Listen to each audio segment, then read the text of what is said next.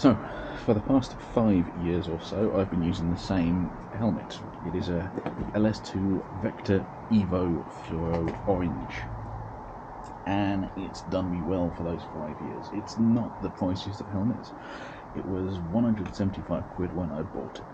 It's also not one of the safest, and it's not one of the quietest. But if you're buying a helmet for the first time, it's not a bad option.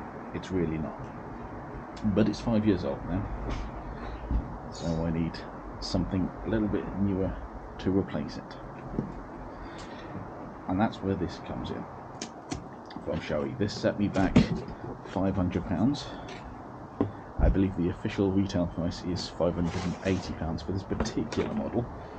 But yes, you can pick the plain white and plain black ones up for about £530, I think is the retail price. This is what I hope will be a quieter helmet, a Shoei Neotech 2. I believe this is called Mulled Wine. You may recognise it from such YouTube channels as Hurty Wheels. It is a modular helmet, and apparently it's rated for riding with this open, not that I ever will. It has a sun visor, and yeah, that's its special feature, basically. Not much else to it.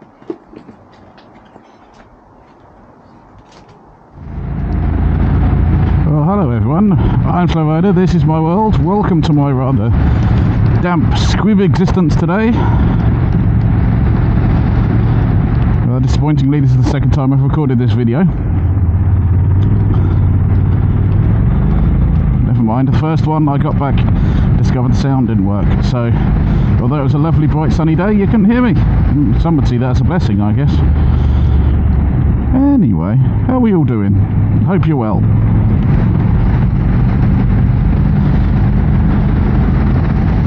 So this is in fact the second proper ride in my new Shoei Neotech 2 helmet.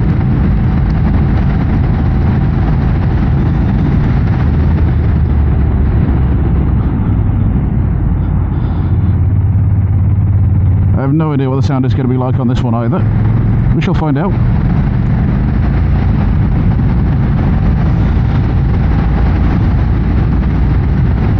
I found my head fits a little bit better in this particular lid when I don't have any hair. So there you go. I may have selected slightly the wrong size, but it fits well enough, I think. The size up from this one moved around a bit. I didn't like it, even with long hair. Well, longer hair. So I think this is the better choice.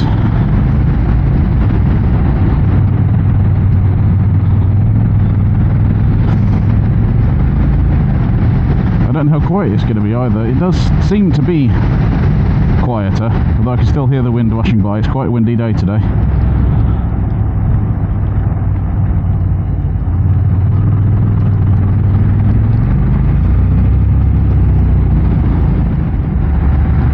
Incidentally, if you do have any feedback about the quality of videos, put it in the comments. Just keep it polite. It can be negative, just there's ways to be negative without being too negative.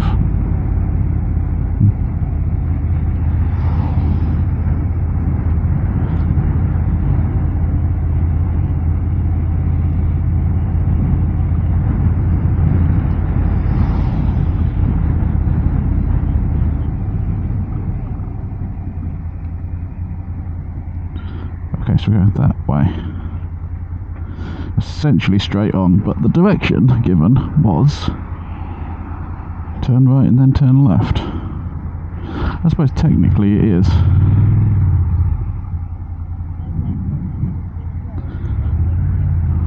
As long as you get a move on, I don't mind.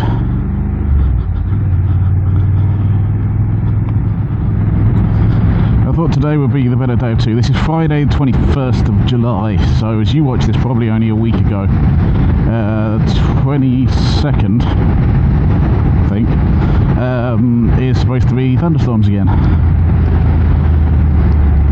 And Sunday I won't get out, and then Monday I'm on another trip, hopefully. I was supposed to be making that trip on a different bike. One that matches the colour of my new lid.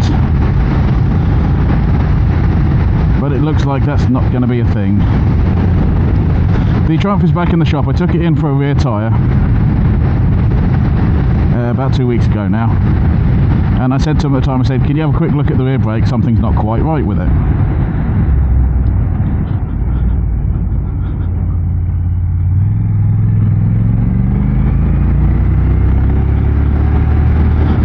Okay, they said no problem.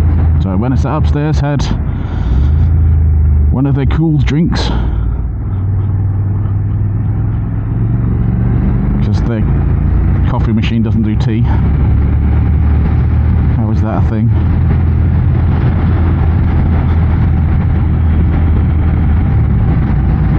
Should be mandatory to do tea in this country. Anyway,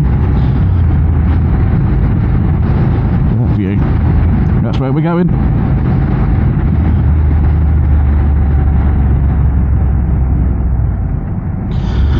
Anyway, after about half an hour, they came upstairs a little bit sheepishly and they said, so yeah, it's not bad news, they said, but it's not good news. Okay, so that's bad news then. I knew something's wrong with the rear brake. They said, yeah, they use the rear brake to steady the wheel whilst they're undoing all the nuts, because it's single-sided swing arm. Apparently that's the way they do it. That seems reasonable.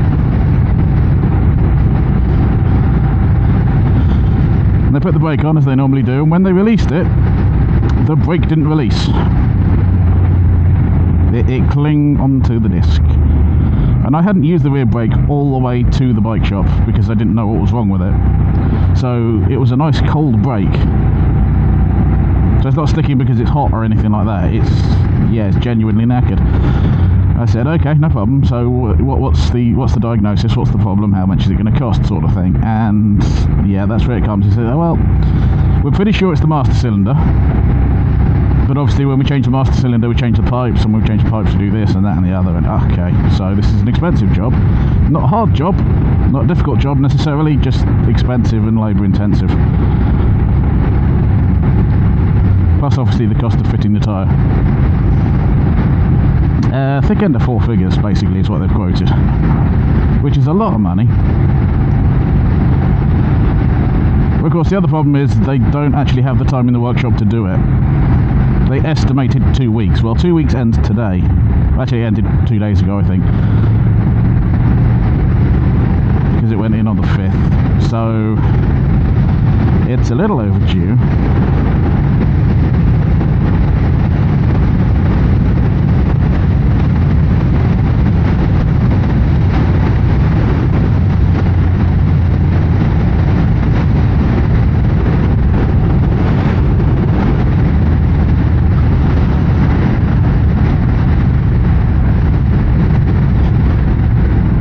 As I say, I go away next week. Tomorrow is the last day this week that because they work on Saturdays, I don't know why. Tomorrow's the last day they'll actually get any chance of anything booked and in and done before I go away. And straight after my 4-day mini trip to another part of the country, I mean I'm not going to pick it up. Straight after that, literally the next day, is the Wild Bad Weekender.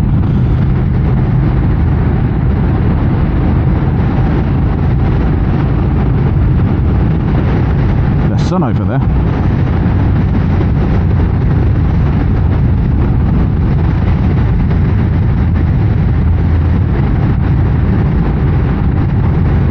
So it's likely I'm going to be on this NC for a little bit. The CBR still has a puncture in the rear tyre. I want to get that fixed. I really do. But money constraints, you know, unexpected bills come in, and it's I've got to get an MOT on this soon. That's in August, I think, mid-August. So long as there's nothing actually wrong with it.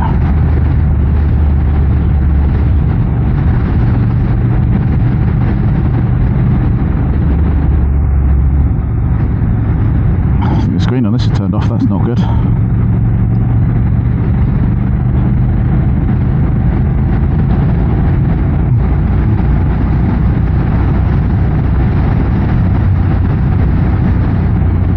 Means the sat nav is switched off, which means the phone is not charging.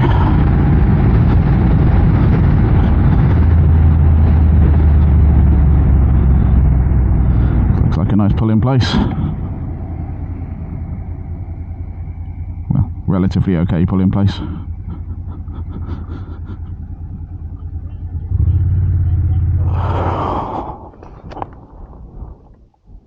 Oh, it is on, it's just... Yep, okay. There we go. That looks better. Notice...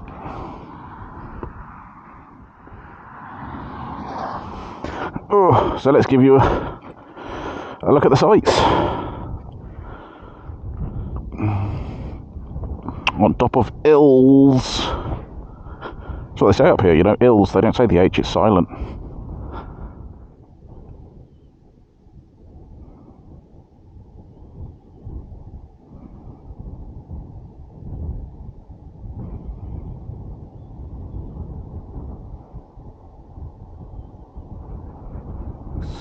Okay, so yeah, the battery died in a place where there seems to be not much signal, which is nice. Ah well, at least it's picturesque. So they've reconnected said cable. Ah, hold on, we have signal.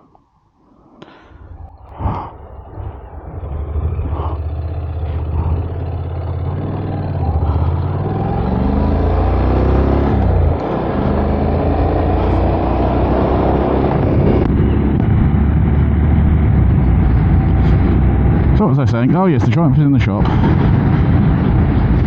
CBR still needs a tyre.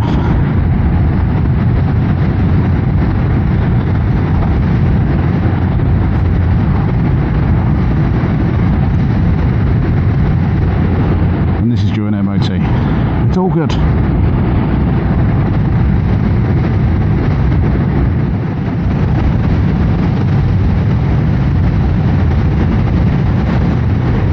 I did actually have a topic for the last video and I didn't remember it, and that's why I didn't talk about it, and I was like, yeah, no, I'm sure there's something else, and yeah, I couldn't think of it.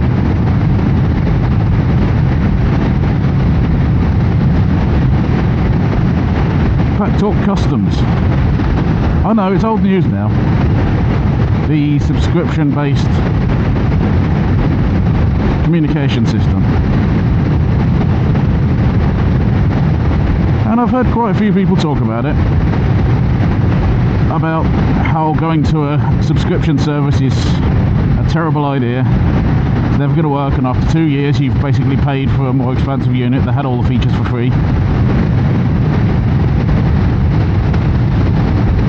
And then not so very long ago it struck me, actually that whole idea is flawed. Because it presumes that you're someone who wants all the features. It presumes that you're someone who wants to share your music with a group of people. It presumes you're one of these people who is right out with a group that has Senna comms units or whatever, and you need the Bluetooth communication rather than the mesh. Or maybe you have 2 mobile phones that you want to connect to the unit, one to play music and one to do the sat-nav, or whatever it is. You want to pair 2 devices. All these things are subscription features on the PackTalk Custom.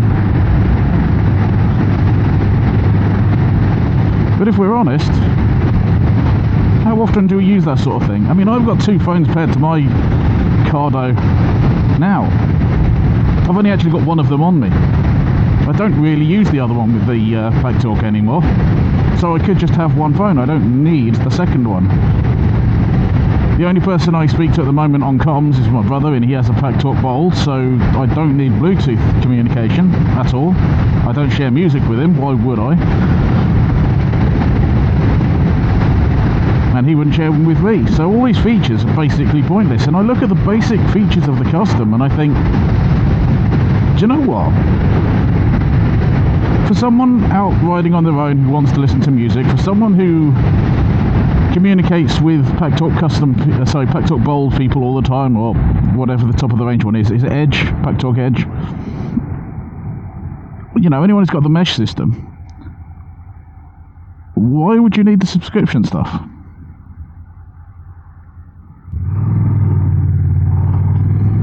Why would you need any of that? The truth of the matter is you wouldn't need that, you would just need a basic comm setup. And let's suppose that for, you know, you either ride on summer months only, or your friends only ride summer months only, or you meet up with them for 1 week of the year. And so you only need that mesh system for 1 month of the year. Well, you could subscribe for 1 month and then switch it off. And then suddenly you're 2 years before you paid what you would have paid anyway, is now, what, 24 years? I mean, if the Cardo lasts 24 years, I think that's pretty good. So it's an interesting thing. I was one of these people initially who thought that's a stupid idea, because subscription services, I really hate them, and it is very much like the car market, where they install everything on the device and then charge you extra to actually switch it on. I was very much in the, well, that's a stupid idea, I hate that kind of mentality. Because you're paying for someone to change a 0 to a 1 in the coding or whatever. That's all you're paying for. That takes 30 seconds, and yet they'll charge hundreds of pounds for it, if not thousands of pounds.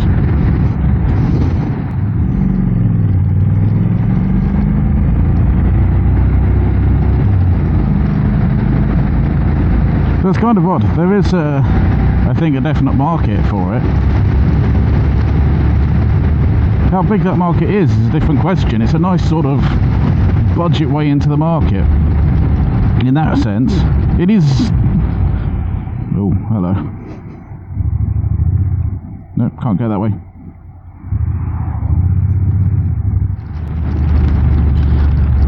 The real debate I have for next week, given the weather today and tomorrow, I could have a plan to do some camping, to make sure the camping equipment was right for the Wild Bad Weekender. Well, one plan was that my brother would come along. He can't make it, sadly.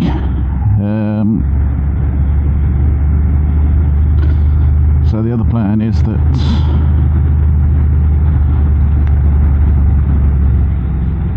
I'll go camping, because he doesn't do camping. But it's not everyone's bag. So this weather would not go down well.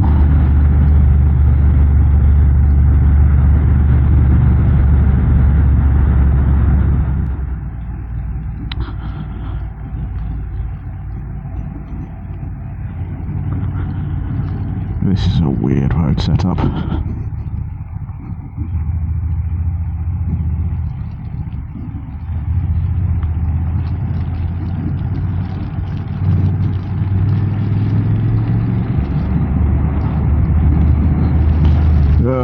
Coming to the rain.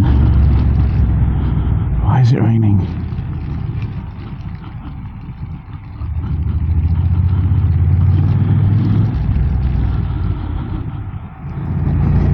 Anyway, I guess my point on the Pack Talk Custom is that if it's not for you, well, I mean, fine, that's your thing, you know, it's not for you. You keep buying the more expensive units that suit your needs better. If you're someone that doesn't need those expensive units, well, maybe this suits you better. And of course, Cardo are going to be the ones who find out which market is better, or maybe both of the markets are buoyant. Maybe there's a way of pushing into the more bargain market, whilst keeping the premium name, of course, because, you know, it's still not exactly cheap, the Custom. I suspect it's a damn good unit, to be honest. Because it's basically the Edge, isn't it?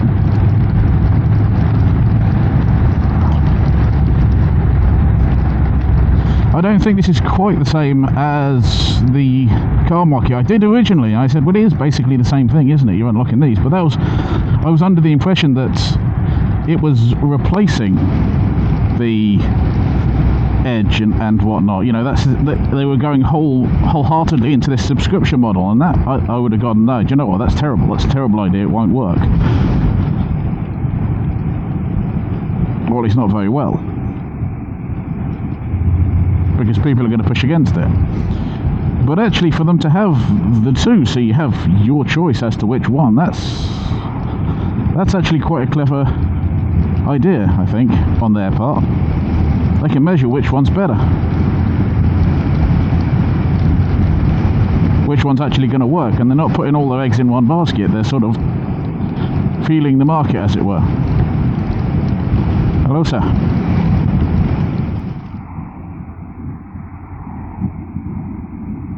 There's something I'm instantly liking on this helmet is the vent on the front, because you can't easily, I'm sure it's possible, but you can't easily have the visor at the front on a clip for when it's fogging up, which you shouldn't with the pin lock in anyway, but I can see bits in the peripheral vision where it's fogged up around the pin lock.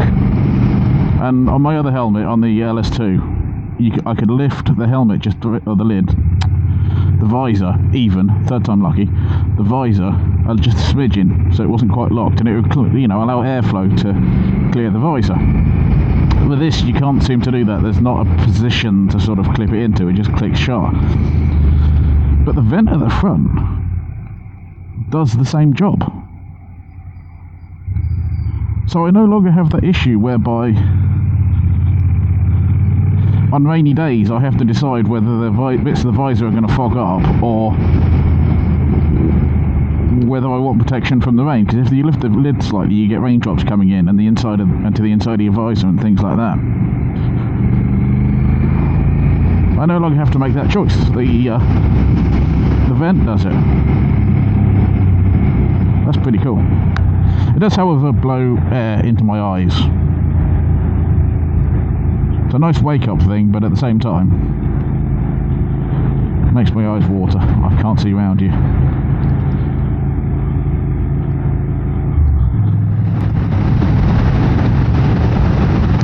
What was the last topic I was going to talk about? Oh yes, Calimoto. Fresh off a video saying that DTEC had made a terrible decision. It turns out that DTEC have corrected some of that mistake. It might be that there was a bug in the system. I don't know. But I think they've sorted it, and I think it works quite well now, like Calimoto used to work. So it doesn't shift around the routing points, although this is a fairly basic sort of loop that I'm doing today. But by Jove, I think they've cracked it.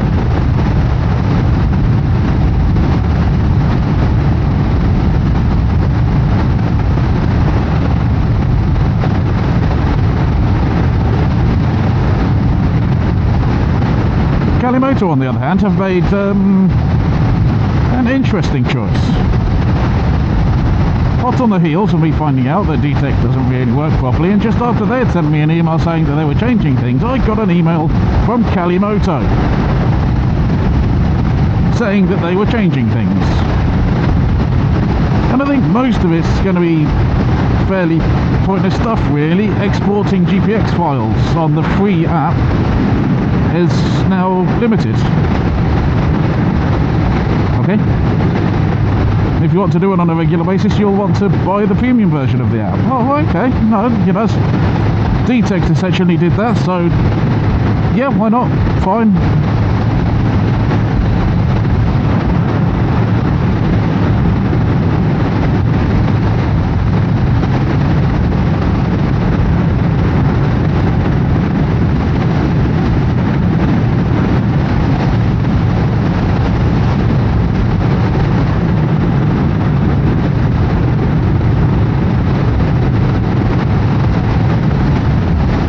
Calimoto have gone a step further, and they've gone down the Revo route. In fact, they've gone further than Revo. Now, if you want any sort of navigation on Calimoto, you have to pay for it. And I really do mean any sort. You see, Revo will at least let you follow a line of routes. But Calimoto have decided, no, if you want turn-by-turn navigation, any form of turn-by-turn navigation, be that voice prompts, on-screen prompts, anything like that, if you want it, you're going to have to stump up some cash.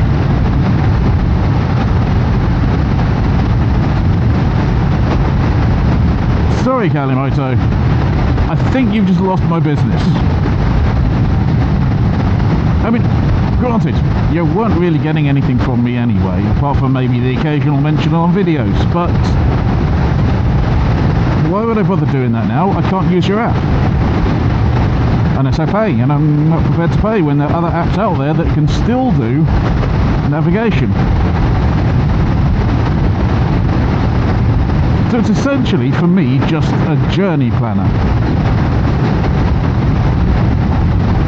And not an incredibly useful one, because there's only so many GPX exports on the app. Fortunately for me, they've missed the trick, because on the website you can still journey plan across the entire country, region free. Even in Europe you can still do it completely free of charge. You can still plan your circular journeys free of charge, and you can still export those journeys that you planned completely free of charge on the website. And if you know how, you can get the full website on your mobile phone, so you can still plan while you're out and about. And then you import your GPX files into another provider, say TomTom Go or Detect or even Reva, and follow the directions.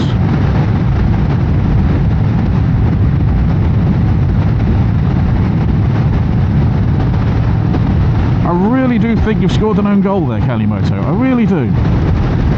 I don't know if everyone is affected by this change. I would imagine that's the way it is.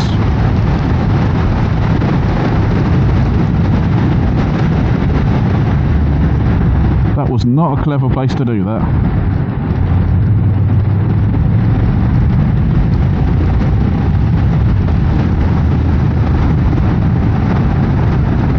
But yes, it seems to me that Calimoto have made a mistake. An error.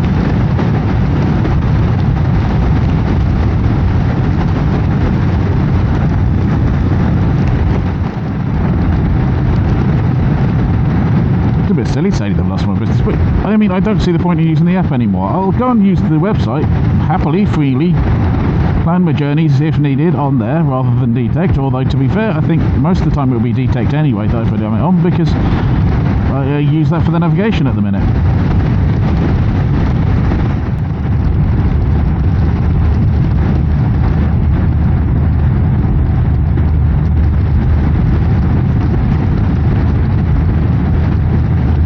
Traffic, and that's only one van, but there is no chance of me getting past it down here, I think.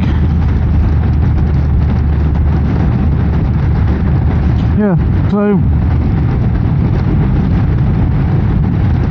you have erred, Calimoto, you have erred.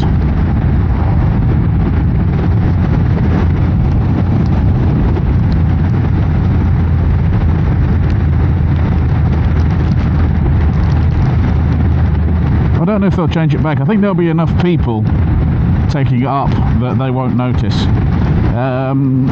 But it might affect future memberships. Short term, they'll gain from it, but I think long term,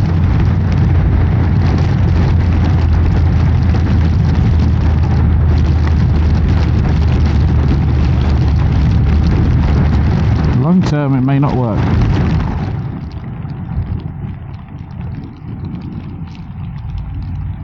Anyway, I suspect that's all the fun road there is.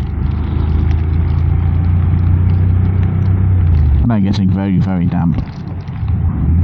Not in that way. Not in the good way. Ooh.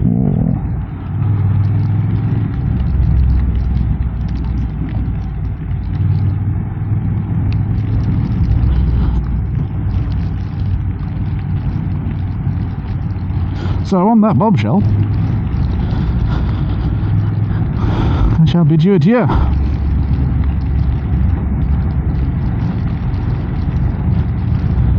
Until the next video, be good humans. Ta-ta for now.